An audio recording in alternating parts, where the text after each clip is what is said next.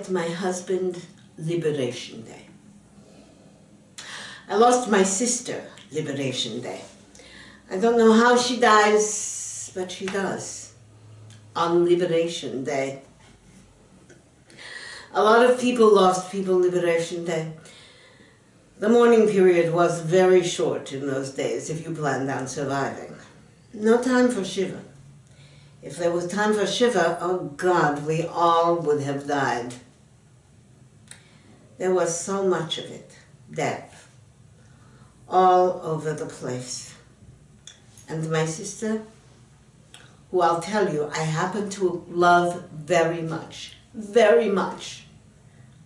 I never saw her again. What could I do? By that time, Papa, Mama, my brother Izzy, who was never too smart, they were all dead. Not me. But there was nothing I could do about it, right? What could I have done? This little pipsqueak. That's what I looked like when my husband met me. I was a real mischait. You know what that means in Jewish? What you kids, my daughter calls a real loser. That Sharon is a real loser. I looked a real mischait because I almost lost my life, that's why. Auschwitz was not Grossinger's, honey. 3 meals a day? Forget it. Shuffleboard? Go on. You read about it, I'm sure. Well, it was worse than that, believe me. And I got there at the tail end. They stopped giving out numbers by the time I got there. They must have run out of numbers. Like at the bakery. You notice I don't have numbers on my arm. Well, that's the reason. They ran out of them. So I was a mischait. I wasn't the beauty I am today. I had typhoid. My teeth were falling out. I was very skinny, as you can imagine. Knock-kneed.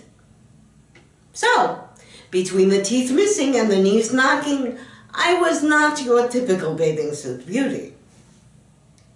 But my husband, I don't know, somehow he saw something. He came up to me Liberation Day. Somebody pointed me out to him. Go look, that girl, she's from Lodz. That's where I lived before the camps. It turns out my husband, he too was from the Lodz ghetto. I didn't know him. But wait, I'll tell you. He comes up to me. A good-looking guy. Not too tall. I look him up and down. I think to myself, not bad. Excuse me, he says. I hear you're from the Lodz ghetto. I nodded. I didn't want to keep my mouth open too much. This good-looking guy might see all my teeth that fell out.